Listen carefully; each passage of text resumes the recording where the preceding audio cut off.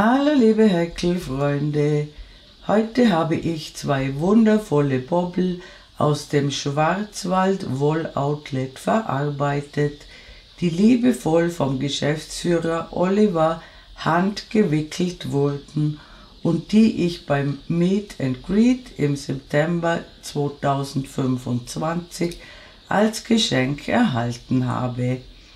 Die wunderschönen Farben weckten in mir sofort die Vorstellung eines warmen Kaminfeuers und verlangten vehement nach dieser traumhaft schönen Sternenjacke, welche durch ihre extravagante und nicht klassische Schnittführung in einer perfekten A-Linie in die Tiefe fällt und die Femininität jeder Dame unterstreicht. Schon die Anfertigung war ein wahrer Genuss und bereits beim Drehen dieses Intros habe ich zahlreiche Komplimente eingeheimst. Bitte schaut euch das gesamte Video aufmerksam an, damit euch keine wichtigen Informationen entgehen, denn in meinen Videos geht es sofort zur Sache. Schaut euch auch das Intro genau an. Hier ist die besondere Passform der Jacke genau zu sehen. Also bitte nichts überspringen, dadurch beantworten sich in der Regel alle Fragen von selbst. Ansonsten helfe ich natürlich gerne. Die Angaben für die Größen 36 bis 50 erscheinen immer dann im Video, wenn sie benötigt werden. Auch dem Materialverbrauch ist eine eigene Seite gewidmet. Weiter unten findet ihr den Link zum Schwarzwald Woll Outlet. Ich beneide alle, die in der Nähe dieses riesigen Ladens mit den schwäbischen Preisen wohnen und direkt vor Ort shoppen können. Und jetzt wünsche ich euch viel Freude beim Nacharbeiten.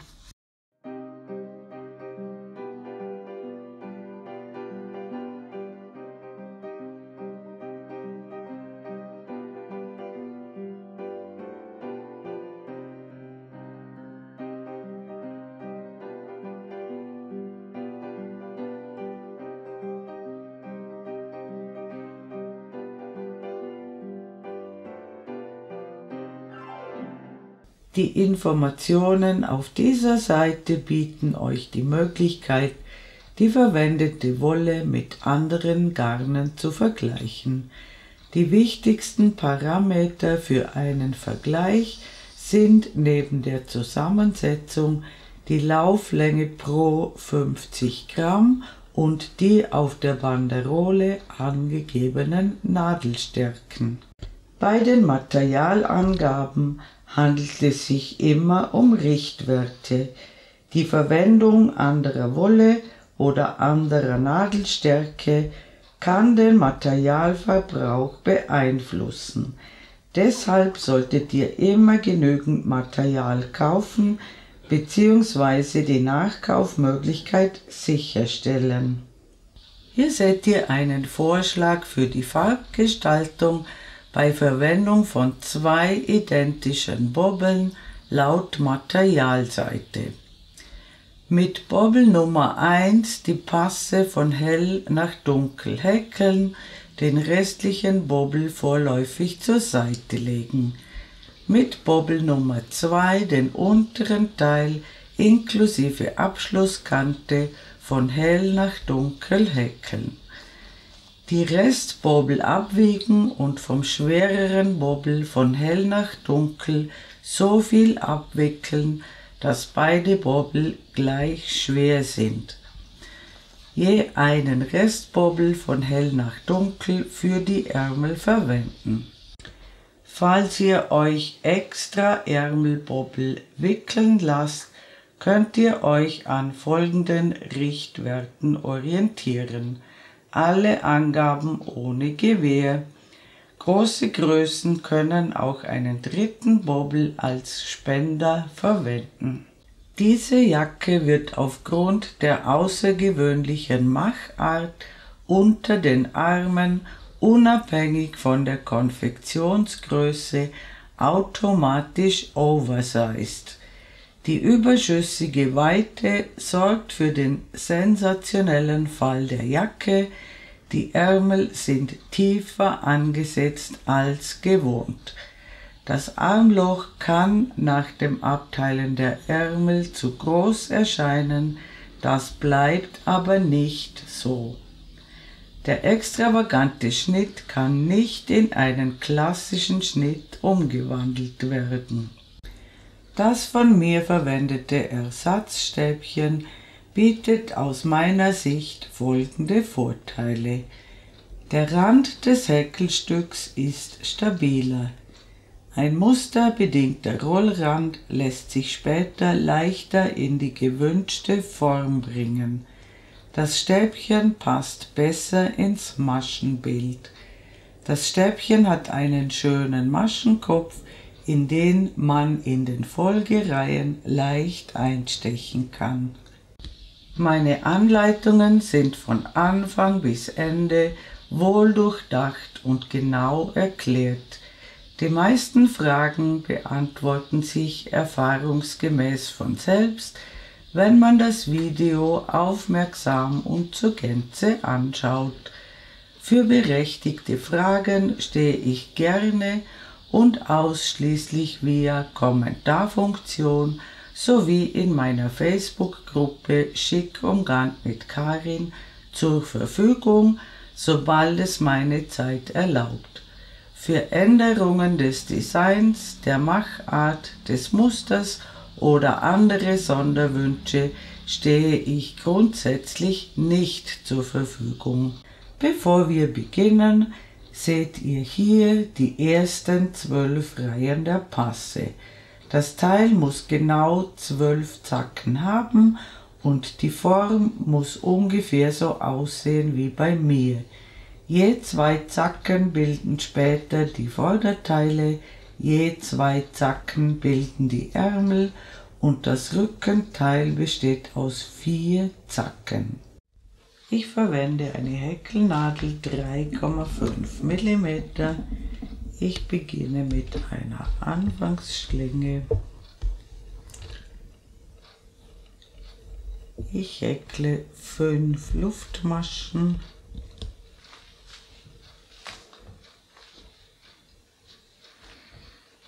Ich schließe mit einer Kettmasche in die erste Luftmasche zum Ring.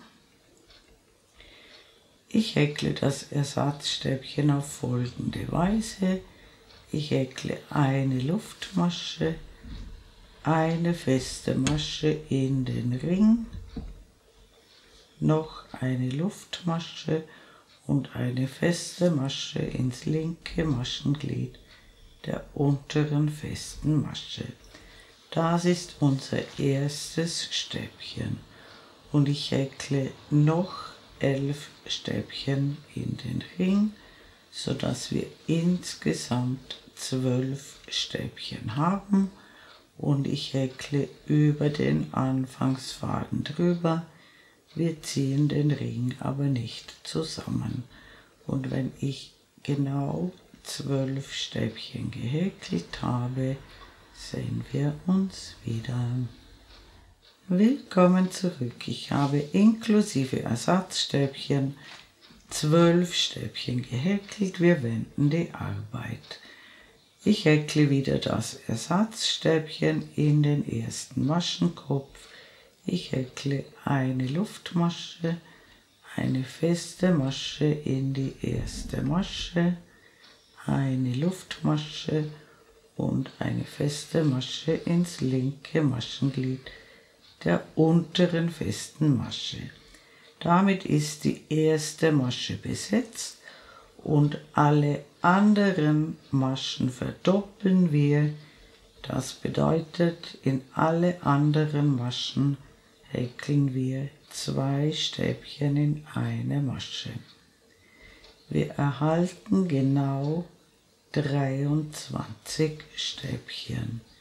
Diese Zahlen müssen genau stimmen, denn das ist die Basis der Jacke Und wenn es hier nicht stimmt, stimmt es später auch nicht. Also ganz genau 23 Stäbchen häkeln und am Ende der Reihe sehen wir uns wieder. Willkommen zurück. Ich habe genau 23 Stäbchen gehäkelt. Wir wenden die Arbeit. Wir starten immer mit dem Ersatzstäbchen in die erste Masche. Und jetzt häkeln wir 2 Luftmaschen und in dieselbe Masche noch ein Stäbchen. Das ist ein V und wir häkeln ein solches V in jede zweite Masche. Eine Masche auslassen, ein Stäbchen, 2 Luftmaschen und ein Stäbchen in dieselbe Masche. Eine Masche auslassen, ein Stäbchen, 2 Luftmaschen und ein Stäbchen in dieselbe Masche. Und es ergeben sich genau 12 V. Und am Ende der Reihe sehen wir uns wieder. Willkommen zurück. Ich habe genau 12 V gehäkelt. Es ist ganz wichtig, dass ihr genau 12 V habt. Und wir wenden die Arbeit. Wir beginnen wieder mit dem Ersatzstäbchen in die erste Masche.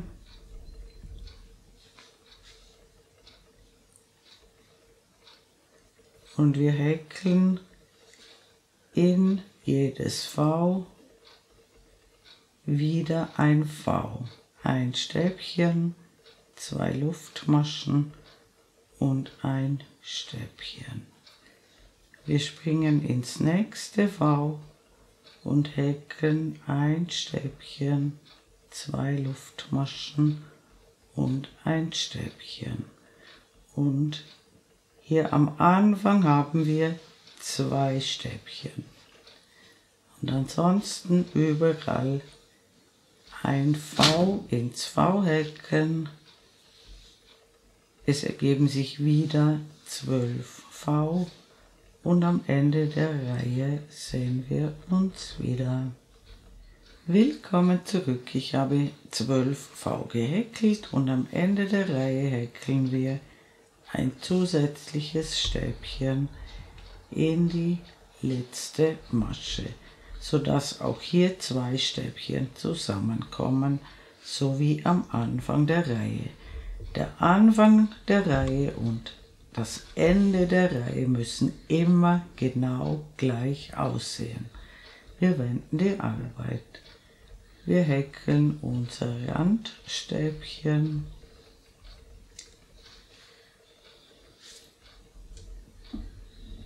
und jetzt häkeln wir in jedes V 2 Stäbchen, 2 Luftmaschen und 2 Stäbchen. Wir springen ins nächste V und häkeln 2 Stäbchen, 2 Luftmaschen und 2 Stäbchen. Wir erhalten 12 solche Gruppen und am Ende der Reihe sehen wir uns wieder. Willkommen zurück. Ich habe 12 Gruppen gehäkelt und am Ende häkeln wir noch unser Randstäbchen in die letzte Masche.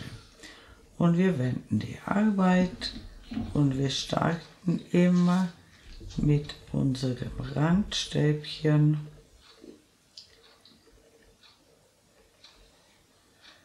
und jetzt lassen wir hier die erste Masche aus und um das zweite Stäbchen häkeln wir ein Reliefstäbchen von vorne. In die Lücke häkeln wir ein Stäbchen, 2 Luftmaschen und ein Stäbchen. Dann häkeln wir nach der Lücke ein Reliefstäbchen von vorne. Und im Tal müssen wir immer 2 Maschen auslassen. Und wir häkeln vor der Lücke ein Reliefstäbchen von vorne, ein Stäbchen in die Lücke, 2 Luftmaschen, ein Stäbchen in die Lücke und ein Reliefstäbchen von vorne nach der Lücke. Im Tal 2 Maschen auslassen. Ein Reliefstäbchen vor der Lücke, ein Stäbchen in die Lücke, 2 Luftmaschen, ein Stäbchen in die Lücke und ein Reliefstäbchen von vorne nach der Lücke. Und das machen wir bei allen Gruppen gleich. Und am Ende der Reihe sehen wir uns wieder. Willkommen zurück, ich bin beinahe mit der Reihe fertig. Am Ende eine Masche auslassen und in die letzte Masche das Randstäbchen häkeln. Wir wenden die Arbeit. Das war die Basis der Jacke. Ab jetzt beginnt der Mustersatz. Der Mustersatz besteht aus 2 Reihen. Im Moment befinden wir uns auf der schönen Seite. Die erste Reihe ist also eine Reihe auf der schönen Seite und in dieser ersten Musterreihe machen wir immer Zunahmen. Zuerst häkeln wir immer das Randstäbchen. Am Rand lassen wir immer eine Masche aus und wir häkeln ein Stäbchen vor der Lücke und in die Lücke häkeln wir 2 Stäbchen, 2 Luftmaschen und 2 Stäbchen. Das ist unsere Zunahme in der Lücke und dann häkeln wir ein Stäbchen nach der Lücke. Und im Tal zwischen den Zacken müssen wir immer 2 Maschenköpfe auslassen. 2 auslassen, ein Stäbchen vor der Lücke, 2 Stäbchen in die Lücke, 2 Luftmaschen, 2 Stäbchen in die Lücke, ein Stäbchen nach der Lücke. 2 Maschen im Tal auslassen. Ein Stäbchen vor der Lücke, 2 Stäbchen in die Lücke, 2 Luftmaschen, 2 Stäbchen in die Lücke und ein Stäbchen nach der Lücke. Wir haben also auf 3 Stäbchen erhöht und das machen wir die ganze Reihe so und am Ende der Reihe sehen wir uns wieder. Willkommen zurück, ich bin beinahe mit der Reihe fertig. Am Ende der Reihe bleibt immer eine Masche frei und wir häkeln das Randstäbchen in die letzte Masche. Und wir wenden die Arbeit in der Rückreihe, also in der zweiten Musterreihe, machen wir keine Zunahmen, dafür aber Reliefstäbchen. Auch diese Reihe beginnt immer mit dem Randstäbchen.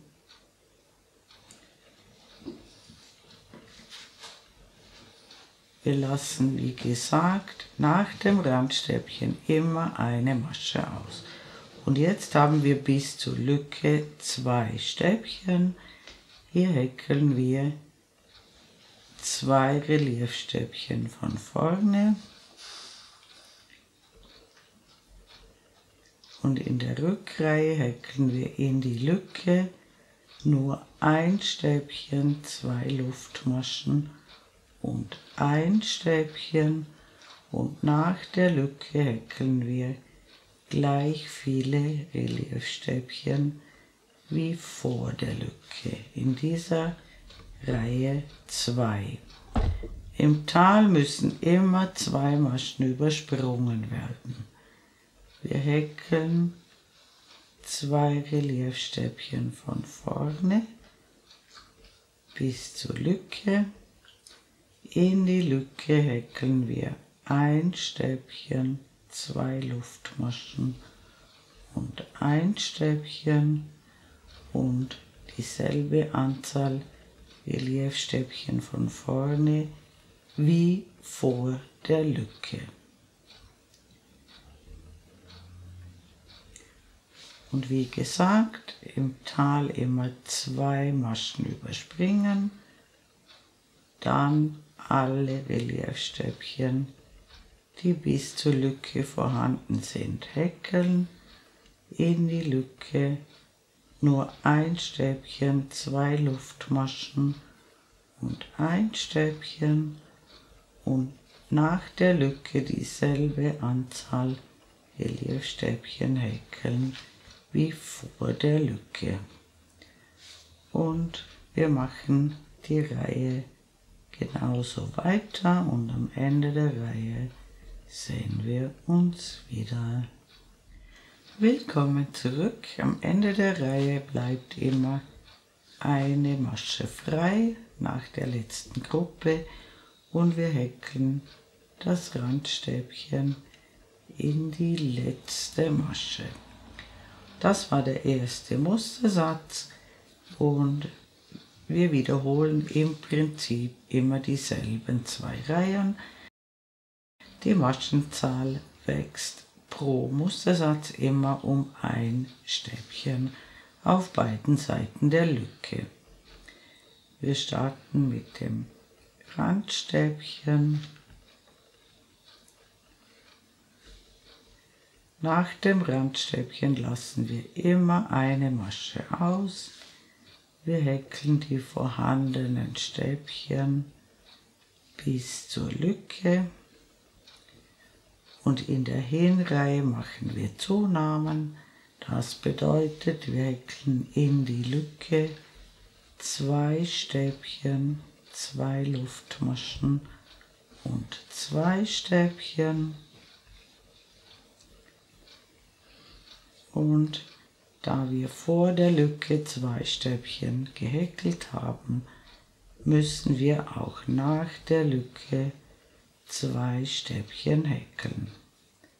Das Tal dient zur Orientierung. Hier müssen immer 2 Maschen übersprungen werden. Dann einfach alle Stäbchen häkeln, die bis zur Lücke vorhanden sind. Und in der Hinreihe auf der schönen Seite häkeln wir immer 2 Stäbchen, 2 Luftmaschen und 2 Stäbchen in die Lücke. Das ist unsere Zunahme. Und dann die Stäbchen hinunter häkeln bis ins Tal, sodass hier immer 2 Maschen frei bleiben. Und das machen wir die ganze Reihe so. Und dann sehen wir uns wieder. Willkommen zurück. Am Ende der Reihe eine Masche überspringen und das Randstäbchen in die letzte Masche häkeln. Und wir wenden die Arbeit und auch die Rückreihe beginnt immer mit dem Randstäbchen in die erste Masche, dann immer die nächste Masche auslassen und jetzt haben wir bis zur Lücke 3 Reliefstäbchen von vorne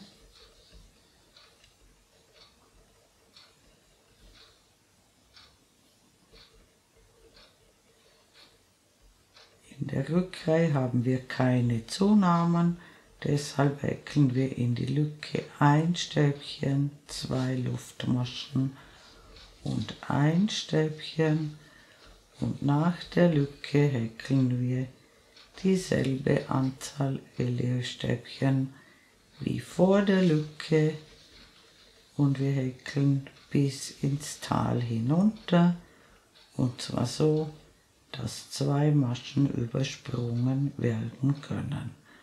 Und dann wieder Reliefstäbchen bis zur Lücke.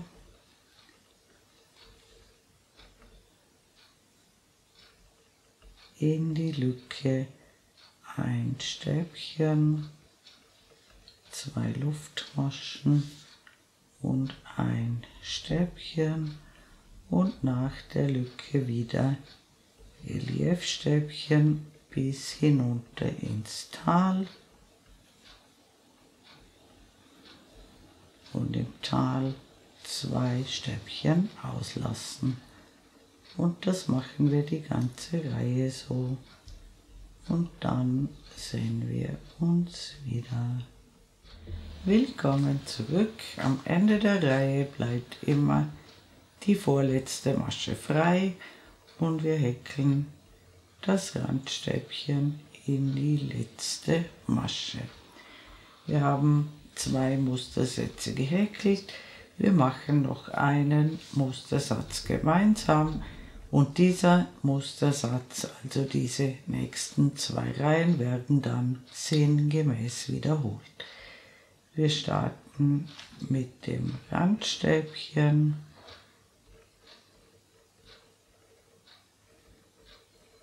Wir lassen die nächste Masche aus. Wir häkeln die vorhandenen Stäbchen bis zur Lücke. Und wir häkeln in der Hinreihe in die Lücke 2 Stäbchen, 2 Luftmaschen und 2 Stäbchen. Das ist die Zunahme. Und dann häkeln wir alle vorhandenen Stäbchen bis ins Tal hinunter. Und zwar so, dass wir im Tal 2 Maschen überspringen können. Alle Zacken müssen immer auf beiden Seiten gleich viele Stäbchen haben. 2 Maschen überspringen, alle Stäbchen häkeln bis zur Lücke und in der Hinreihe mit den Zunahmen in die Lücke 2 Stäbchen, 2 Luftmaschen und 2 Stäbchen häkeln. Und nach der Lücke häkeln wir dieselbe Anzahl Stäbchen wie vor der Lücke, und im Tal müssen immer 2 Maschen frei bleiben. Und am Ende der Reihe sehen wir uns wieder.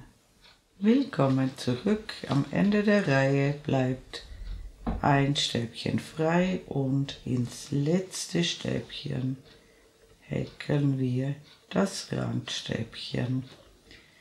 Und wir wenden die Arbeit. Und wir starten mit dem Ersatzstäbchen.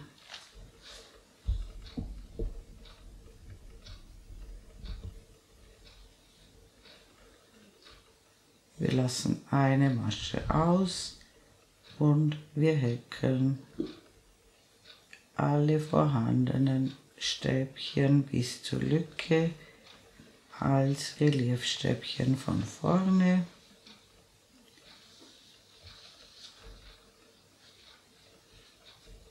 Und in der Rückreihe haben wir keine Zunahmen, das bedeutet, wir häkeln ein Stäbchen, 2 Luftmaschen und ein Stäbchen in die Lücke, und dann häkeln wir Reliefstäbchen bis ins Tal hinunter.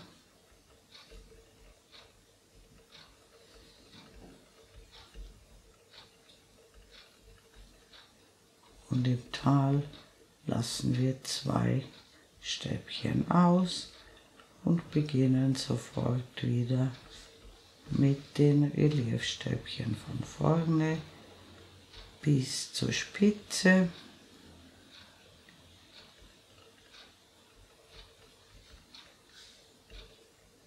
Ein Stäbchen in die Lücke, 2 Luftmaschen, ein Stäbchen in die Lücke und Reliefstäbchen bis hinunter ins Tal.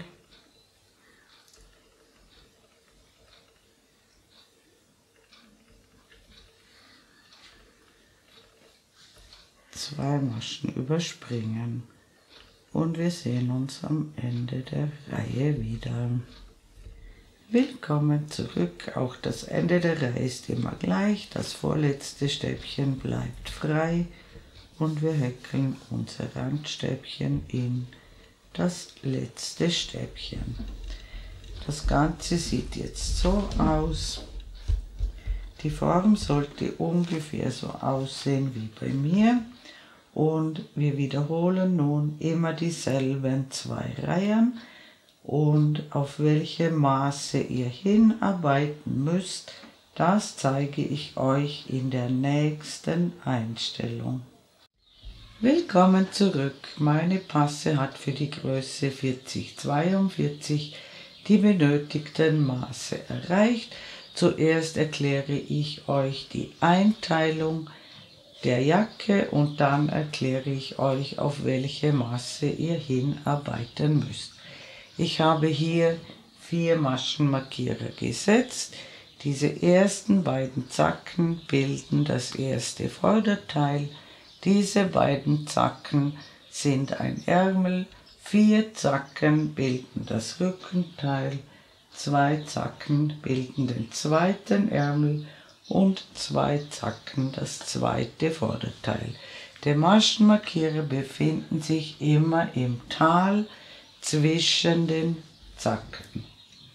Und bezüglich der Maße, ich habe für die Größe 40-42 eine Passenhöhe von ca. 38 cm. Die Richtwerte schreibe ich euch oben in die Ecke. Die Passenhöhe messen wir vom Anfangsring hinaus in einem Tal. Und das wichtigere Maß ist die Ärmelbreite und die messen wir gerade hinüber von Maschenmarkierer zu Maschenmarkierer und die ist bei mir ungefähr 31 cm. Auch hier schreibe ich euch Richtwerte oben in die Ecke. Noch einmal zur Erklärung, die Passenhöhe könnte variieren. Es handelt sich dabei nur um Richtwerte und dieses Maß ist der Oberarmumfang, der muss auf jeden Fall erreicht werden. Und ihr könnt das Ganze durch eine Anprobe verifizieren, indem ihr einfach die Jacke so zusammenklappt, wie sie später getragen wird. Die Maschenmarkierer müssen genau aufeinander passen und dann steckt ihr durch beide Teile einen Maschenmarkierer durch und dann könnt ihr hineinschlüpfen und wenn das locker passt, dann ist die Sache in Ordnung. Wenn es noch nicht passt, 2 Reihen hinzufügen. Also immer mit einer Rückreihe mit Reliefstäbchen enden. Und wenn ihr eure Maße erreicht habt und die Anprobe erfolgreich war, dann sehen wir uns wieder. Willkommen zurück. Ihr habt euer Maß für eure Passe erreicht und in der nächsten Reihe teilen wir die Ärmel ab. Vom Farbverlauf her mache ich das so. Ich beende jetzt den ersten Bobbel hier, den Rest gebe ich einstweilen zur Seite und ich mache den unteren Teil wieder mit dem zweiten Bobbel von Gelb nach Rot. Das bedeutet, ich häkle das Ersatzstäbchen mit dem zweiten Bobbel.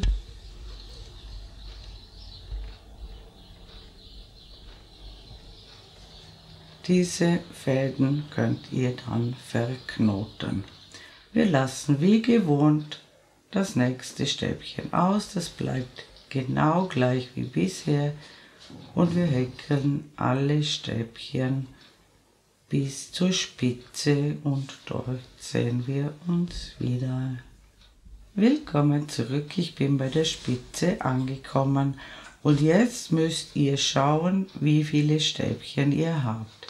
Ich habe zum Beispiel 16 Stäbchen und wir brauchen ab der nächsten Reihe eine gerade Anzahl Stäbchen. Da wir jetzt noch die Spitze häkeln müssen, häkle ich jetzt in die Spitze 2 Stäbchen, sodass ich wieder auf eine gerade Anzahl komme. Ich hatte vorhin 16 und jetzt habe ich 18. Wenn ihr eine ungerade Zahl habt bis zur Spitze, häkelt ihr in die Spitze nur ein Stäbchen, 2 Luftmaschen und ein Stäbchen. Ich häkle wie gesagt 2 Stäbchen, 2 Luftmaschen und 2 Stäbchen.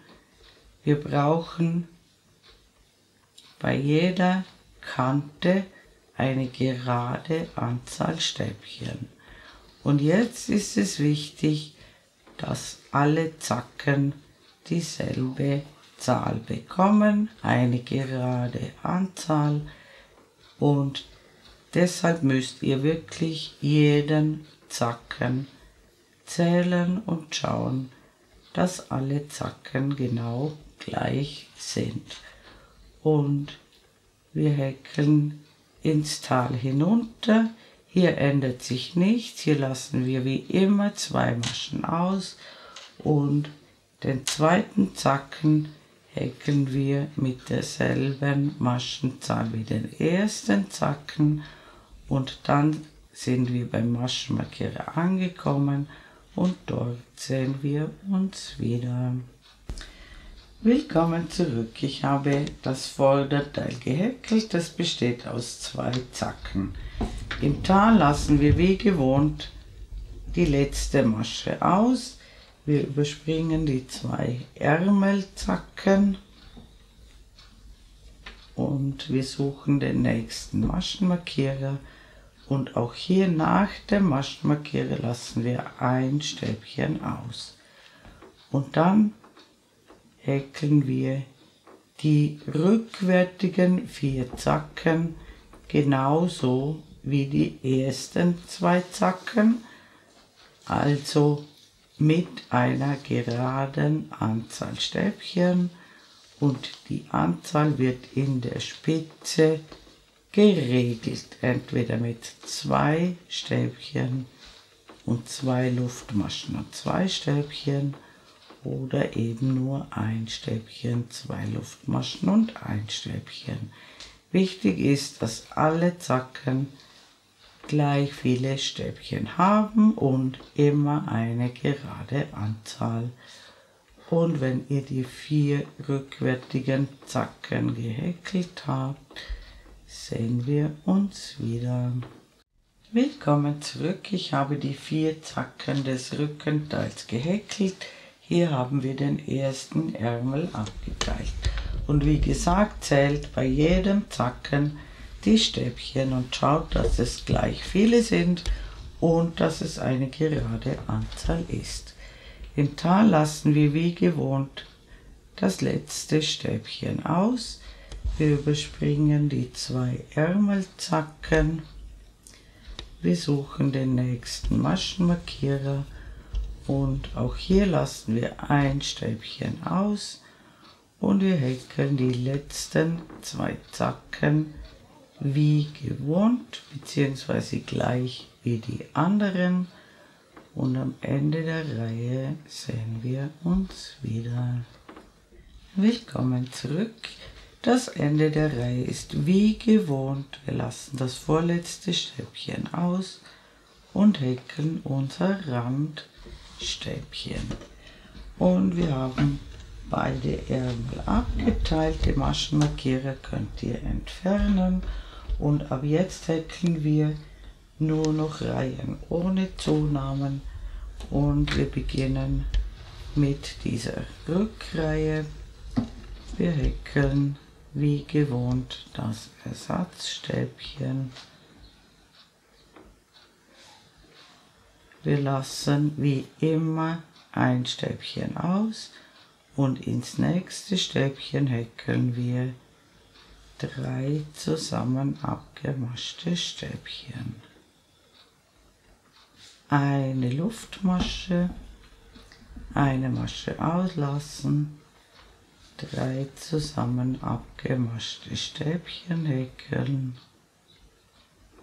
eine Luftmasche, eine Masche auslassen, 3 zusammen abgemaschte Stäbchen häkeln, eine Luftmasche, und das machen wir bis zur Spitze und dort sehen wir uns wieder. Willkommen zurück, ich bin an der Spitze angekommen und die letzte Noppe befindet sich direkt vor der Lücke. Und am Anfang und bei der Spitze häkeln wir keine Luftmaschen, nur zwischen den Noppen. Wir häkeln direkt die Spitze mit einem Stäbchen, 2 Luftmaschen und einem Stäbchen. Das bleibt jetzt immer gleich. Und dann beginnen wir direkt nach der Lücke wieder mit den 3 zusammen abgemaschten Stäbchen.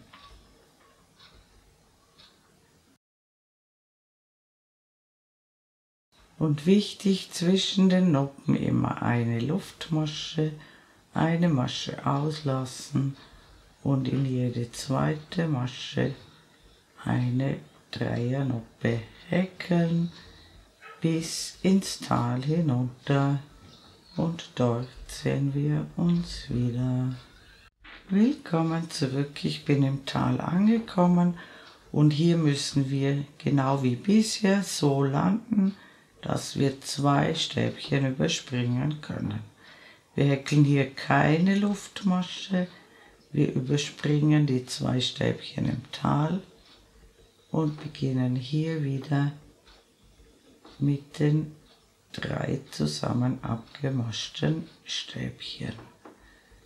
Und zwischen den Noppen immer eine Luftmasche, im Tal aber keine Luftmasche.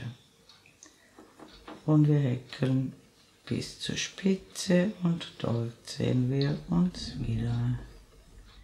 Willkommen zurück, wir landen ganz genau auf dem Stäbchen vor der Lücke. Hier keine Luftmasche mehr häkeln, sondern direkt die Spitze mit einem Stäbchen, 2 Luftmaschen und einem Stäbchen und dann sofort mit den Gruppen beginnen, keine Luftmasche. 3 zusammen abgemaschte Stäbchen häkeln und immer zwischen den Gruppen eine Luftmasche. Und wir häkeln wieder ins Tal hinunter. Dann sind wir unter dem Arm und dort sehen wir uns wieder. Willkommen zurück, ich bin im Tal angekommen, wir sind hier unter dem Arm. Auch hier werden ganz normal 2 Maschen übersprungen und wir starten direkt wieder mit den Dreiergruppen. Hier keine Luftmasche zwischen den Gruppen häkeln. Und dann häkeln wir alle Zacken genau gleich. Natürlich müssen alle Zacken gleich viele Dreiergruppen haben und unter dem anderen Arm macht ihr das genau gleich und am Ende der Reihe sehen wir uns wieder. Willkommen zurück, ich bin am Ende der Reihe angekommen. Hier müssen 2 Stäbchen übrig bleiben, so wie immer, und wir häkeln hier keine Luftmasche, sondern sofort das Randstäbchen. Und wir wenden die Arbeit. Und die nächsten 2 Reihen, die wir jetzt machen werden, stets wiederholt, bis die Jacke die gewünschte Länge erreicht hat. Also immer eine Reihe Stäbchen, eine Reihe mit Dreiergruppen und die Anzahl der Stäbchen sowie der Noppen bleibt ab jetzt immer gleich. Das müsst ihr kontrollieren. Wir starten mit dem Randstäbchen.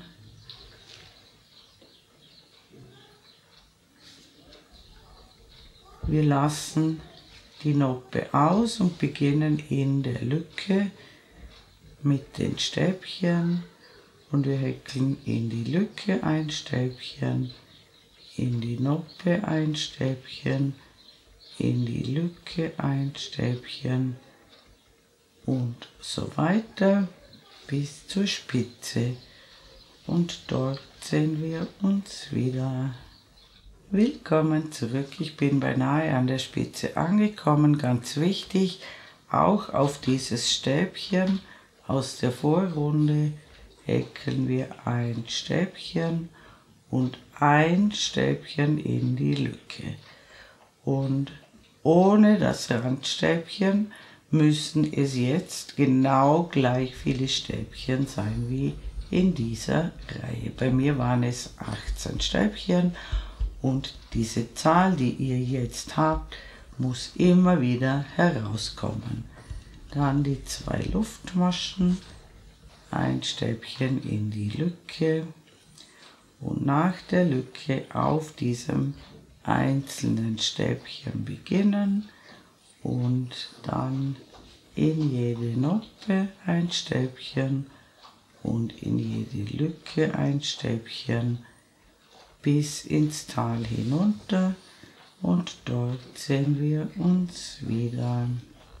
Willkommen zurück, ich habe dieselbe Anzahl Stäbchen gehäkelt wie auf dieser Seite und wir enden in einer Lücke mit dem letzten Stäbchen und diese 2 Noppen im Tal überspringen wir und wir starten wieder in der Lücke. Und dann häkeln wir in jede Noppe ein Stäbchen und in jede Lücke ein Stäbchen. Und in die Spitzen häkeln wir ein Stäbchen, 2 Luftmaschen und ein Stäbchen. Und ansonsten funktionieren alle Zacken genau gleich. Ganz wichtig, im Tal diese 2 Noppen überspringen. Und alle Zacken müssen immer gleich viele Stäbchen haben. Und wir häkeln die ganze Reihe hinüber und dann sehen wir uns wieder. Willkommen zurück. Die Reihe endet mit einem Stäbchen in die Lücke. Die Noppe überspringen wir und wir häkeln das Randstäbchen. Und wir wenden die Arbeit und die Rückreihe beginnt ebenfalls mit dem Randstäbchen in das erste Stäbchen. Ganz wichtig, hier keine Luftmasche häkeln, eine Masche auslassen und mit den Dreiergruppen beginnen. Zwischen den Gruppen eine Luftmasche, eine Masche auslassen und es ergibt sich genau die halbe Anzahl Noppen, wie ihr Stäbchen habt. Und an der Spitze sehen wir uns wieder. Willkommen zurück. Die letzte Dreiergruppe befindet sich direkt vor der Lücke. Dann keine Luftmasche häkeln. In die Spitze häkeln wir ein Stäbchen, 2 Luftmaschen und ein Stäbchen. Und wir starten direkt nach der Lücke mit den Dreiergruppen. Keine Luftmasche.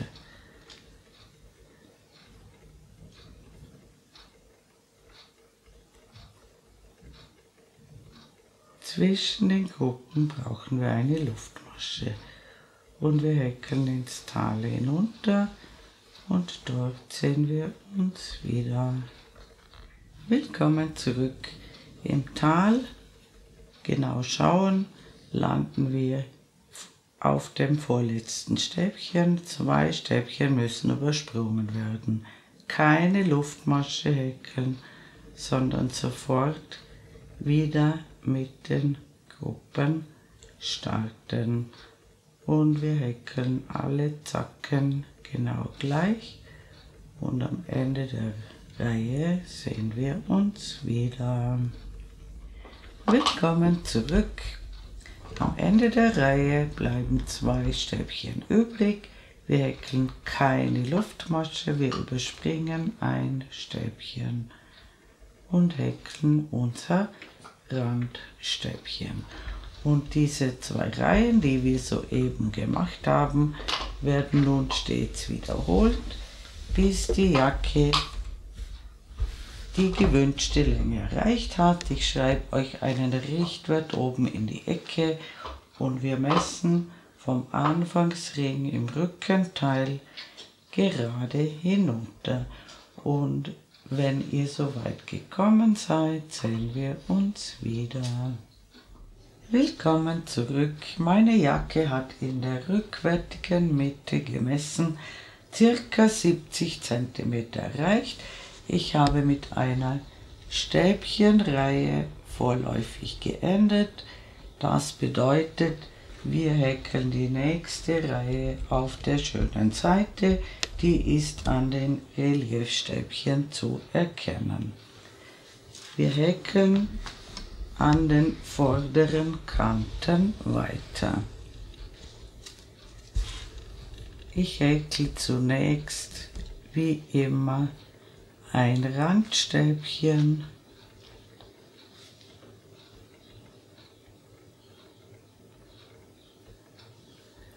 dann häkle ich um das Stäbchen, das sich am Rand befindet, 3 zusammen abgemaschte Stäbchen,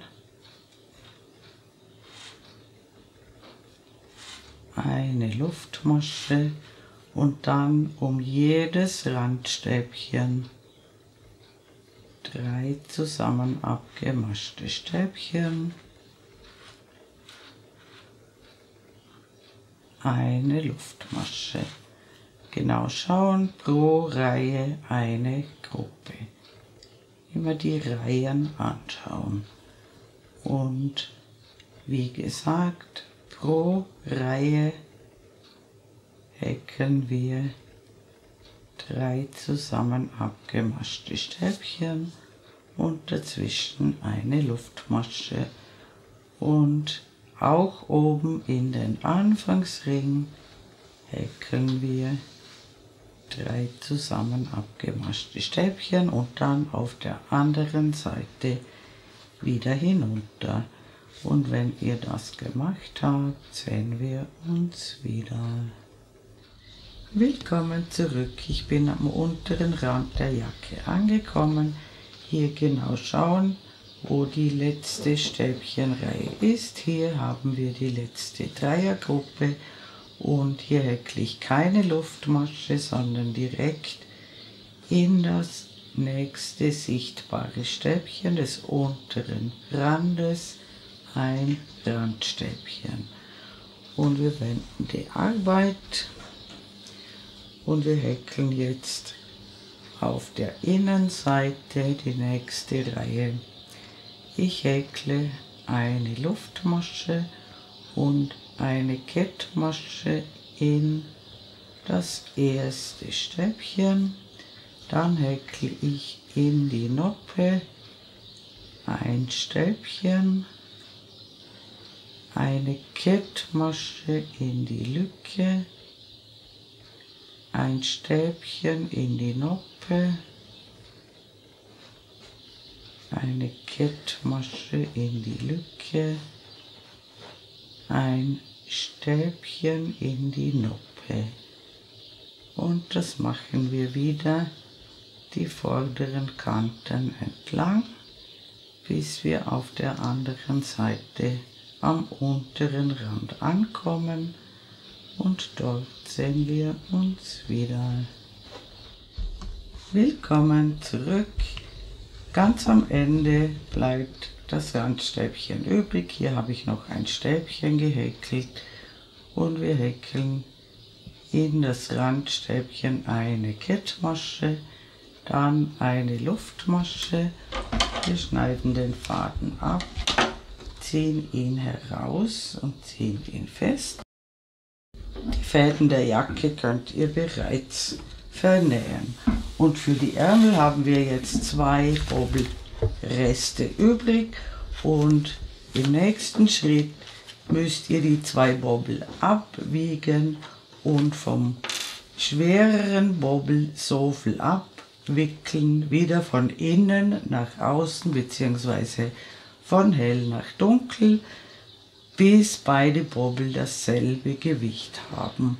Und diese 2 Bobbel werden dann jeweils für einen Ärmel verwendet. Ich werde in der Zwischenzeit einen Ärmel vorbereiten und den zweiten Ärmel machen wir dann gemeinsam. Willkommen zurück. Ich habe einen Ärmel vorbereitet.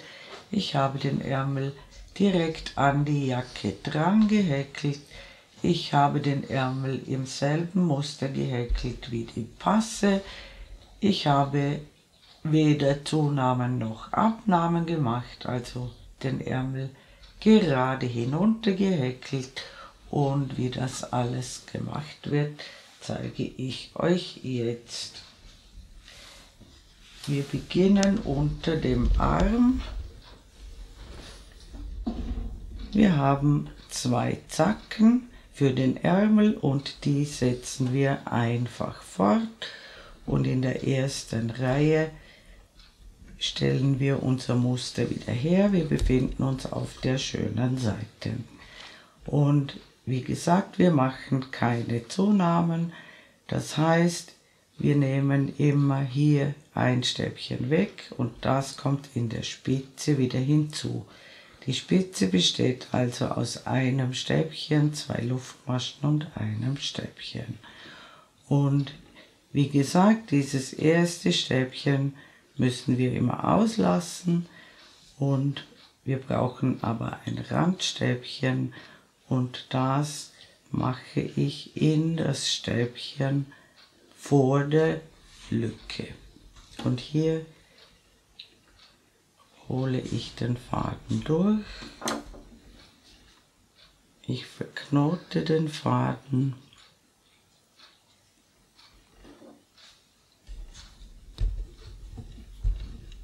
Ich steche in dieselbe Masche ein, hole den Faden durch und häkle in dieselbe Masche das Randstäbchen.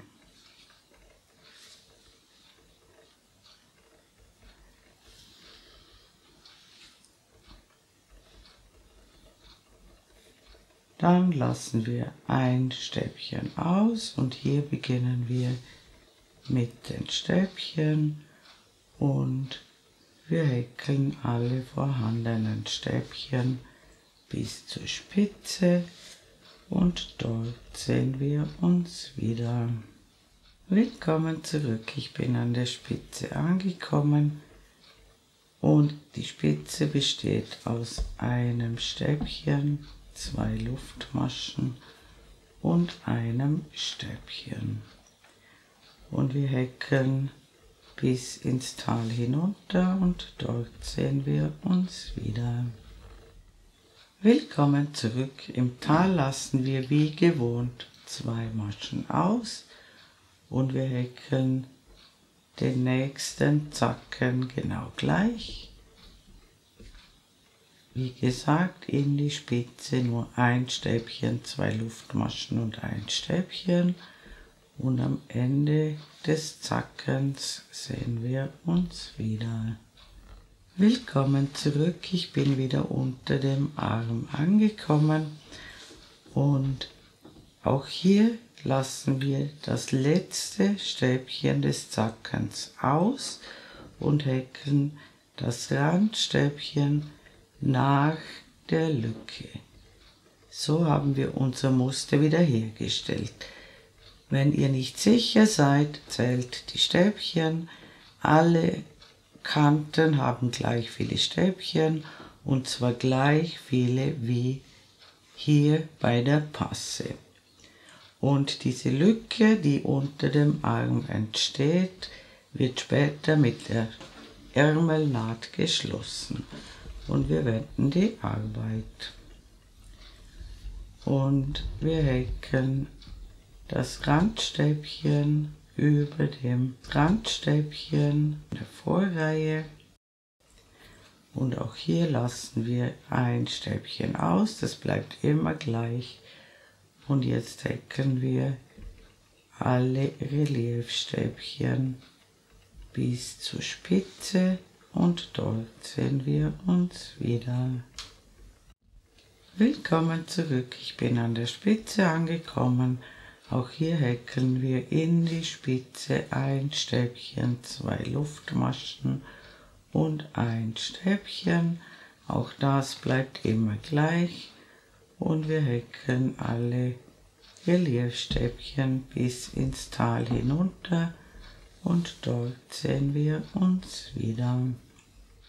Willkommen zurück, auch hier überspringen wir im Tal 2 Stäbchen und den zweiten Zacken häkeln wir genau gleich und am Ende der Reihe sehen wir uns wieder. Willkommen zurück.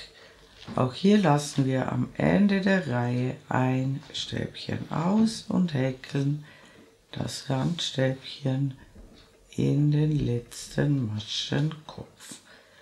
Und wir wenden die Arbeit. Und ich zeige euch noch einmal die Reihe auf der schönen Seite. Wir häkeln immer das Randstäbchen über dem Randstäbchen der Vorreihe. Wir lassen immer eine Masche aus und häkeln alle Stäbchen bis zur Spitze und dort sehen wir uns wieder. Willkommen zurück, ich bin an der Spitze angekommen. Wir häkeln beim Ärmel immer ein Stäbchen, 2 Luftmaschen und ein Stäbchen in die Lücke. Dann häkeln wir alle vorhandenen Stäbchen bis ins Tal hinunter und dort sehen wir uns wieder. Willkommen zurück, ich bin im Tal angekommen. Hier immer 2 Maschen auslassen und dann häkeln wir den zweiten Zacken genau gleich und am Ende der Reihe sehen wir uns wieder. Willkommen zurück, auch am Ende der Reihe ganz wichtig, ein Stäbchen überspringen und das Randstäbchen in das Randstäbchen der Vorreihe häkeln. Und jetzt wiederholen wir immer diese 2 Reihen, die wir soeben gemacht haben, immer beide Reihen häkeln, also immer die zweite und dritte Reihe, die wir soeben gemacht haben, wiederholen, bis der Ärmel die gewünschte Länge erreicht hat. Ich schreibe euch einen Richtwert in die Ecke, aber ihr müsst eine Anprobe machen. Und wenn ihr so weit gekommen seid, sehen wir uns wieder. Willkommen zurück. Mein Ärmel hat die gewünschte Länge erreicht. Ich habe die Jacke umgedreht, sodass wir die Naht auf der Innenseite machen können. Und ich habe die Naht mit ein paar Klammern fixiert. Ihr müsst genau darauf achten, dass die Reihen genau zusammenpassen.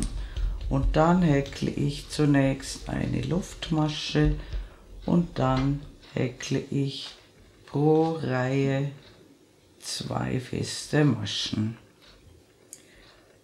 Um die Randstäbchen herum 2 feste Maschen pro Reihe häkeln.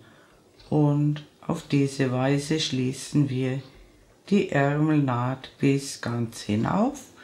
Dann macht ihr den zweiten Ärmel genau gleich und dann ist unsere wunderschöne Jacke fertig. Liebe Handarbeitsfreunde, ich bedanke mich herzlich fürs Zuschauen. Ich hoffe, ihr habt viel Freude beim Nacharbeiten dieses wunderschönen Projekts und mein nächstes Video ist schon in Arbeit. Ich würde mich sehr freuen, wenn ihr meinen Kanal abonnieren würdet. Falls ihr mir ein besonderes Dankeschön zukommen lassen wollt, könnt ihr das mit dem Super Thanks Button unter diesem Video tun. Viele meiner Vorführmodelle könnt ihr in meinem kleinen Shop erwerben. Den Link zum Shop findet ihr in der Infobox unter diesem Video. Eure Karin aus dem Ländle.